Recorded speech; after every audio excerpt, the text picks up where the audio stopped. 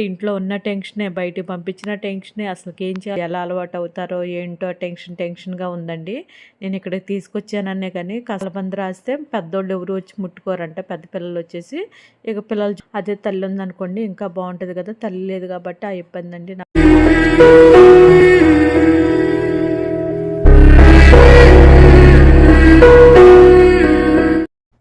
Hi అండి. ఇక్కడైతే మన బుడ్డి పిల్లనైతే నేను తీసుకొని వచ్చేసానండి. అదే మన ఇంట్లో పిల్లలండి.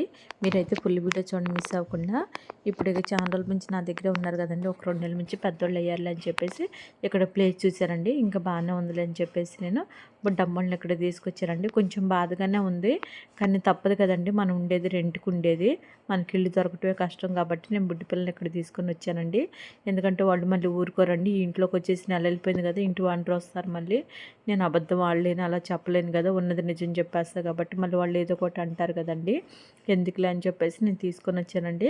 ఇంకా చాలామంది నేను ట్రై చేశానండి వేరే ప్లేస్కి అని పంపిద్దని చెప్పి, ఏది ముందుకు రాలేదండి. ఇంకా అందుకనే ఇక్కడ కాస్త పర్లేదు అంటే పూర్తిగా ఏమి నచ్చిందనేం కాదు, కొద్దిగా టెన్షన్గానే ఉంటుంది. ప్లేస్ అయితే బాగానే ఉంది కదా అని చెప్పేసి అటువైపు పెద్ద కుక్కలు లోపలికి రావులే అనే ఆలోచనతో ఇటువైపు పెట్టానండి.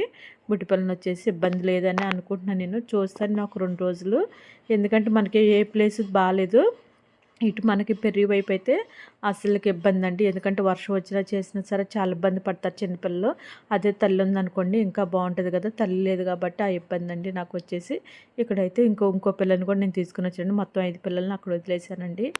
కొద్దిగా బాధగా ఉంది నాకు, వాయిస్ ఇవ్వాలన్నా కూడా కొద్దిగా కష్టంగానే అనిపిస్తుంది. ఇక్కడ వచ్చేసి మన బుడ్డి పిల్లల కోసం నేను కలబంద కూడా రాశానండి బుడ్డి పిల్లలకి వచ్చేసి. ఎందుకంటే కలబంద రాస్తే పెద్దోళ్ళు ఎవరు వచ్చి ముట్టుకోరంట, పెద్ద పిల్లలు వచ్చేసి ఇక పిల్లల జోలికి రారు కదా అని ఒక ఆలోచనతో నేను కలబంద కూడా రాశానండి బుడ్డమ్మడికి వచ్చేసి. మరి వీళ్ళు ఎలా అలవాటు అవుతారో ఏంటో టెన్షన్గా ఉందండి. నేను ఇక్కడికి తీసుకొచ్చాననే కానీ కాస్త మనసు అంతే లేదండి. నేను తీసుకెళ్ళినా కూడా నేను అమ్మటనే రాలేదండి. అక్కడ ఒక గంట సేపు అక్కడే ఉన్నా, నేను బుడ్డి పిల్లల కాడే ఉన్నా. నేను మళ్ళీ అమ్మటనే మళ్ళీ మధ్యాహ్నం పంపించి, ఎందుకంటే పొద్దున పూట వదిలే కదండి నేను వచ్చేసి.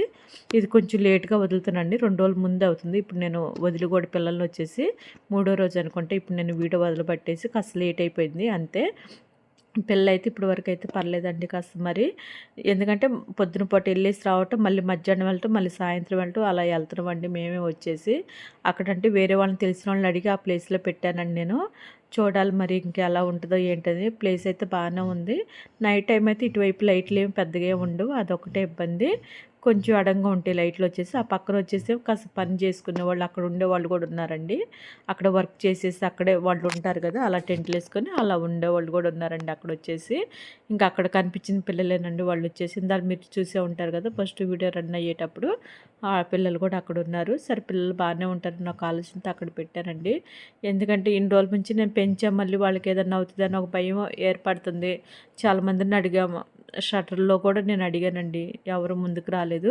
ఇక్కడ మన విజయవాడ షటర్లో కూడా అడిగానండి, బతిలాడే నేను, తల్లేం పిల్లలండి ప్లీజ్ అని కూడా బతిలాడే నేను, ఆ షటర్ కానీ పంపిద్దని చెప్పి. లేదమ్మా ఇంకా వేరే వాళ్ళని తీసుకోమేమో అని చెప్పారు. ఎందుకంటే వీళ్ళు బాగానే ఉన్నారు కదా అని ఒక ఆలోచనతో వాళ్ళు కూడా వద్దు అన్నారండి. అందుకని ఇంక నేను ఇక్కడ తీసుకొచ్చి పెట్టగలిగా. ఇంకా మాకు ఏ అవకాశం లేదండి, ఎక్కడ ప్లేస్ అనేది లేదు. నేను చాలా వరకు తిరిగానండి మన పిల్లల కోసం. ఇక్కడ మన పిల్లల కోసం అన్నం రెడీ చేసేసి మళ్ళీ మధ్యాహ్నం టైంలో పంపించానండి బుడ్డి పిల్లల కోసం. చూడాలి ఏం జరిగిద్ది దేవుని, అంటే ఇంట్లో ఉన్న టెన్షనే, బయటికి పంపించిన టెన్షనే, అసలుకి ఏం చేయాలో అర్థం కావట్లేదు. టెన్షన్ బతుకైపోయిందండి. మన పిల్లలు ఎలా ఉన్నారు ఏంటని మళ్ళీ నెక్స్ట్ వీడియోలో చెప్తాను.